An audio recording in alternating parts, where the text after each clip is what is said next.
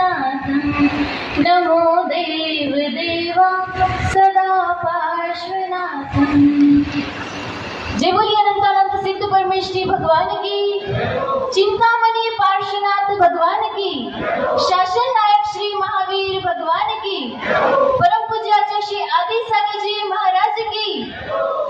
जयकारे में जोश होना चाहिए, होश होना चाहिए। पूरे शक्ति के साथ, पूरे भक्ति के साथ जयकारा लगाएंगे। बोलिए परम पूज्य आचार्य श्री महावीर कीर्ति जी महाराज की, परम पूज्य आचार्य श्री महावीर कीर्ति जी महाराज की, तपस्वी सम्राट आचार्य भगवान श्री सन्मति सागर जी गुरुदेव की। ज्ञानदाता गुरु शिव प्रदाता गुरु, रूप ईश्वर का है इस धरा पर गुरु, सुनील सागर गुरु दे दो बोधि किरण, मेरे हृदय रहे आपके द्वय चरण, मेरे हृदय रहे आपके द्वय चरण। बोलिए परम पूज्य अभीक्ष्ण ज्ञानोपयोगी प्राकृताचार्य श्री सुनील सागर जी गुरुदेव की। बोलिए आचार्य संघ की। एक बिल्डिंग में दो व्यक्ति रहते थे। 24 आवर में वे आपस में एक दूसरे का मुंह भी नहीं देखते थे, पर एक समय ऐसा था कि वो दोनों अपने अपने ऑफिस से एक साथ में आते थे, पार्किंग में मिलते थे और एक साथ लिफ्ट में अपने घर तक जाते थे। फर्स्ट वाला व्यक्ति जिसे हम मिस्टर ए कहेंगे, ए, और सेकंड का नाम मिस्टर बी। तो मिस्टर ए 4th फ्लोर पे रहता था और मिस्टर बी वो 6th फ्लोर पर रहता था। पूरे दिन में सिर्फ वो ही एक टाइम था उसका कि दोनों आपस में मिलते थे और कुछ भी बातचीत नहीं होती थी, सिर्फ लिफ्ट में जाने तक का समय था।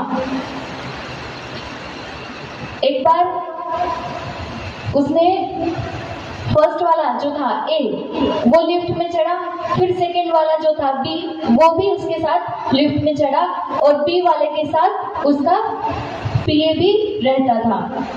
तो ये 3 व्यक्ति रोज उसी समय पर अब ऊपर जाते थे अपने घर के लिए। तो मिस्टर ए जब भी उसका 4th फ्लोर आता था, लिफ्ट का दरवाजा खुलता था, वो बाहर जाने के लिए निकलता था और पीछे मुड़कर बी पर थूक देता था। ऐसा एक दिन हुआ, 2 दिन हुआ, तीसरे दिन हुआ, पर बी क्या करता था, गुस्सा नहीं करता था, सिर्फ अपने जेब से रुमाल निकालता था और उसके मुंह पर या फिर कोट पर जो थूका हुआ आया है वो उसको साफ कर देता था और फिर 6th फ्लोर पर उसके घर में वो जाता था। एवरीडे ऐसे ही होने लगा, ये श्रृंखला उनकी प्रतिदिन होने लगी। 1 दिन, 2 दिन, 3 दिन, 4 दिन, पूरे महीने भर यही चलता रहा। एक लिफ्ट का दरवाजा खुलता, बाहर निकलने के लिए बाहर जाता, फिर मुड़कर लिफ्ट में बैठे हुए बी को थूकता था और निकल जाता था। तो ऐसा पूरा महीने भर चला।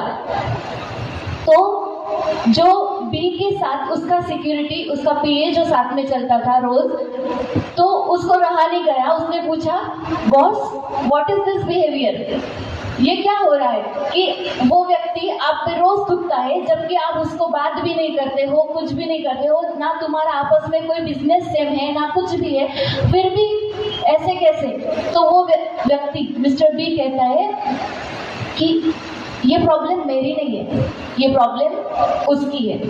उसको भी पूछो जाकर, मुझे तो कोई प्रॉब्लम नहीं है, जब वो थूकता है बस मैं रुमाल निकाल लेता हूँ, मेरा मुंह साफ कर लेता हूँ, मेरा कोट साफ कर लेता हूँ, मुझे तो इसमें कोई दिक्कत नहीं होती। पर दिक्कत शायद उसे होती होगी, उसको प्रॉब्लम होता होगा कि वो थूकने के लिए उसको पहले मन बनाना पड़ता होगा, फिर थूक जमा करना पड़ता होगा, फिर उसको पोजीशन, उसके टाइम देखना पड़ता होगा कि मैं इसके कोट पे कब थूकूं। तो वो सारी प्रॉब्लम उसकी है, मेरी नहीं है, ये उसको ही जाकर पूछ लेना। अगर आप में से कोई बी के जगह पे होता, मिस्टर बी के जगह पे होता, तो आपको गुस्सा आता? आता? डेफिनेटली आता, क्योंकि हम विकार भावों में, राग भाव में, ईर्ष्या में, मत्सर में, क्रोध में पड़े हुए हैं। पर वो मिस्टर बी रोज आचार्य भगवान के प्रवचन में आता था और उसने सीखा था कि ये जो विभाव है, विकार है, ये सब देह के प्रति है, मेरा आत्मा तो सिर्फ मेरा है। पूज्य आचार्य भगवान कहते हैं, कोई अगर आपके पास देखकर मुंह बिगाड़े, मुंह कैसे बिगाड़ते हैं? लेडीज को आता है ना? कैसे? वेरी गुड बहुत अच्छे से। पाटील साहेब, जर तुमच्याकडं कोणी बघून तोंड बांगडं केलं तर तुम्हाला राग येईल? अवश्य येईल, पर हे नहीं व्हायला पाहिजे। अगर किसी ने आपके पास देखकर मुंह बिगाड़ा तो आपको उसमें गुस्सा नहीं आना चाहिए, क्योंकि ये उसकी प्रॉब्लम है। मेरे गुरुदेव कहते हैं कि अगर दुश्मनी मिटानी है तो एक फॉर्मूला अपनाइए। अगर दुश्मनी मिटानी है तो एक फॉर्मूला अपनाइए, दुश्मन को देखकर प्लीज थोड़ा मुस्कुराइए।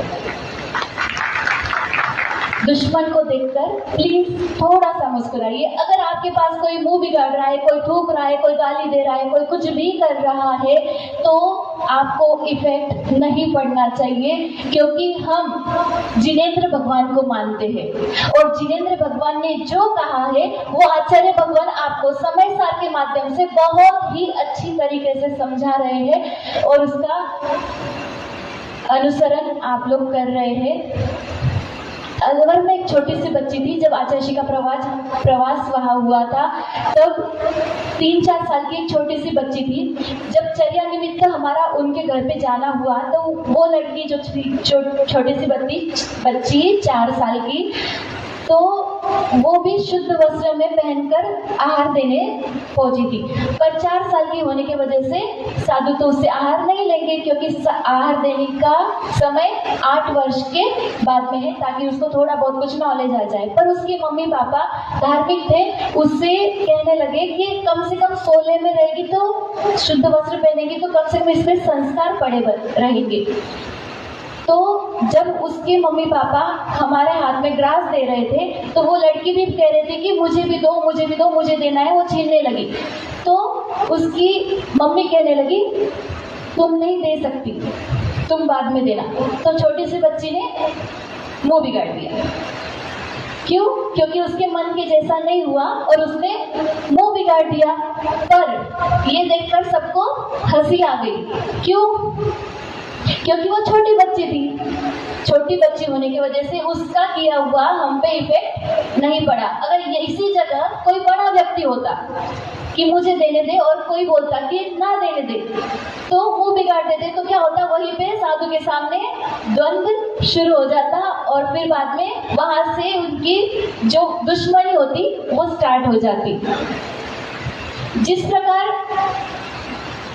कोई इफेक्टिव बातें हम पे करता है, गुस्सा करता है, झूठ बोलता है, तो हम पे इफेक्ट नहीं होना चाहिए। जिस प्रकार आप लोग मोबाइल को फ्लाइट मोड पे रखते हैं ना, तो उस पर फोन नहीं आते हैं। फ्लाइट मोड पर रखते हैं तो फोन नहीं आते हैं। कोई कितनी भी कोशिश कर ले तो उसको दिखाएगा कि स्विच ऑफ है। वैसे ही अगर कोई कुछ बोले तो अपना माइंड फ्लाइट मोड पर डाल दीजिए। सिर्फ मोबाइल ही नहीं, अपने माइंड को भी फ्लाइट मोड पर डाल दीजिए, ताकि कोई कुछ भी बोले नो इफेक्ट। और अपनी मुट्ठी अगर बंद है तो अगर कोई लाख कितना भी कुछ भी करना चाहे तो मुट्ठी खोलकर तो नहीं रख सकता। जो मुट्ठी बंद करेगा उसके हाथ में कुछ भी नहीं आएगा, मतलब उस पर वो असर नहीं करेगा। ये आचार्य भगवान हमें प्रवचन के माध्यम से बताते रहते हैं। मन का दरवाजा खुला नहीं रखना है। मन का दरवाजा खुला रहेगा तो ये सारी बातें हम पे इफेक्ट कर जाएगी। विकारी भाव, विभाव, क्रोध, मान, माया, ये हमारे नहीं है, ये सब कुछ विभाव है। मन, वचन, काय को कंट्रोल करते हैं आचार्य भगवान। जब इन पर उपसर्ग हुआ गुंडे बदमाशों ने रास्ता रोक लिया और कहने लगे कि कपड़े पहनो, हम तुम्हें आगे जाने नहीं देंगे। तो आचार्य भगवान ने क्षमा भाव धारण किया, समता रखी, सहनशील बने और वहीं पर ध्यान शुरू कर दिया। तो गुंडे क्या बिगाड़ सकते थे? कुछ भी नहीं। अगर ये कुछ रिप्लाई करते तो गुंडे भी करते।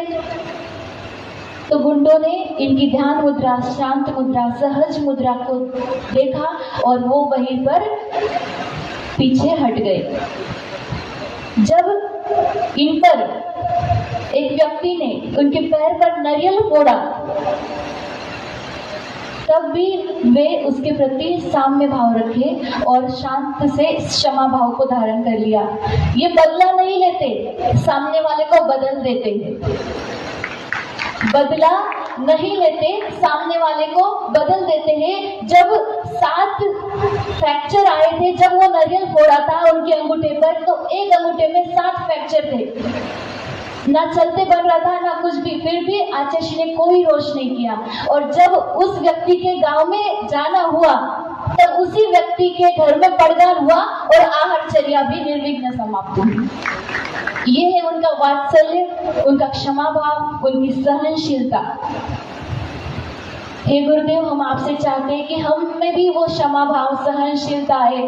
क्योंकि जब कोई बेटा बिजनेस करने का स्टार्ट करता है तो उसके पापा उसको सिखाते हैं कि बेटा ये करना चाहिए, वो नहीं करना चाहिए, इसमें ये फायदा होगा, इसमें ये लॉस होगा। तो आचार्य भगवान भी हमें सिखाते हैं कि ऐसे परिणाम रखोगे तो ये आश्रय बंद होगा, ऐसे परिणाम रखोगे तो पुण्य का आश्रय होगा। तो एक बेटा बाप से सीखता है, वैसे हम भी आपसे सीखे और आगे बढ़े। जब मधुमक्खी ने उपसर्ग किया, मधुमक्खी ने नहीं, मधुमक्खियों ने, बहुत सारी मधुमक्खियों ने पूरे संघ पर अटैक किया, तब भी कोई भी बाहरी उपचार नहीं, कोई भी इलाज स्वीकार नहीं किया। साधु की मर्यादा तोड़कर कोई भी ऐसी कोई दवाई, एलोपैथिक इंजेक्शन कुछ भी ग्रहण नहीं किया और अपना ध्यान किया। और सारे मधुमक्खियों ने जो दंश किया था, वो सारा पॉइजन उनके मेडिटेशन के माध्यम से बाहर निकल गया। केवल आचार्य श्री नहीं और बाकी भी संघ के साधुओं पर उपसर्ग हुआ था। उसमें दर्शनमती माता जी, सूत्रमती माता जी, आराध्यमती माता जी और भी बहुत सारे साधुओं पर हुआ था, जिनके इतनी सारी मक्खियों ने दंश किया था कि उनके चेहरे पहचान में भी नहीं आ रहे थे। कि एक मच्छर, एक मधुमक्खी अगर किसी को काट जाए तो तुरंत हॉस्पिटलाइज हो जाते हैं, पर यहाँ पर कोई भी उन्होंने उपचार स्वीकार नहीं किया। ही से मेडिटेशन इज द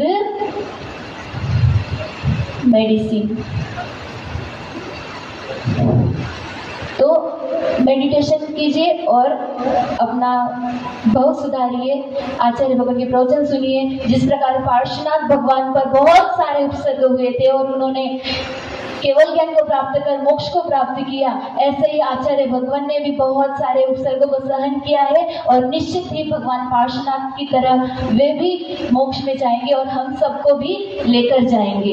इस भावना के साथ जय बोलिए आचार्य भगवान श्री सुनील सागर जी गुरुदेव की जय।